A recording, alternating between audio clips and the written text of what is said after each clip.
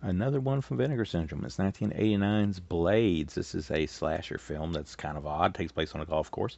Released originally by Troma, which has the Troma bumper at the starter. I wouldn't know that. It doesn't like have a.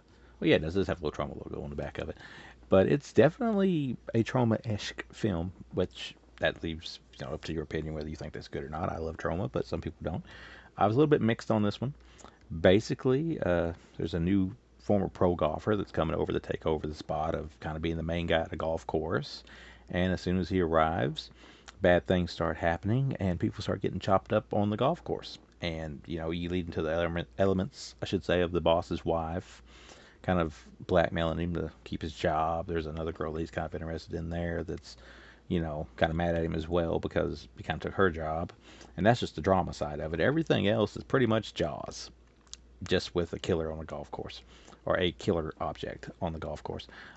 Which that's no big surprise if you watch the special features. They mentioned that it's basically Jaws, and that's what they went for.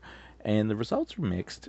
It sometimes wants to be a little bit serious, and other times it's goofy, and the character's so goofy it kind of doesn't really seem like it knows what it wants to be all the time, and that can be a problem when the tone and stuff kind of you know jumps up and down between being something that's just kind of something you can't take serious at all due to some weird character, and then all of a sudden something will happen to like a kid or something, and you're like, well, this is supposed to be kind of serious here, I guess. But then again, you never know with stuff like this. The performances are kind of dry.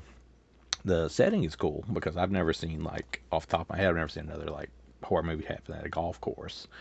So this is always like new ground to me when we're dealing with something like this. When you see what's killing these people, it's a little bit weird. Minor spoiler alert here, I guess. It's like a possessed lawnmower gadget. Yeah, I don't really know how to describe it, but it's possessed and it's killing people at the golf course. And you get a little bit of blood here and there, but you never really see like anything too gory, which maybe kind of takes away from it. I mean, it's campy and it's cheesy. If you got a little bit more gore, you'd probably enjoy it more than you actually end up enjoying it. It seems to be a little long before it's over. You kind of just want to wrap up by the time you get to the end of it. Although it does hold your attention to a certain extent, especially when you start to realize that this is pretty similar to Jaws. That being said, I give Blades a 2.5 out of 5, which makes it somewhat tolerable, but nothing you're going to want to rush out and just grab immediately. It looks great, though. Vinegar Syndrome did a good job with the transfer, as they tend to do most of the time. Special features include a newly scanned 2K of its 35 original camera negatives, so that's probably why it looks so good. Commentary track with the director. Forewarning, a making of documentary. Watch that. That's interesting, especially when they admit that they ripped off Jaws. Still gallery, reversible art, and you get subtitles on this one. But like I said, there's so many Troma movies that was put out or distributed by Troma, I should say, over the years that it's easy not to catch everything.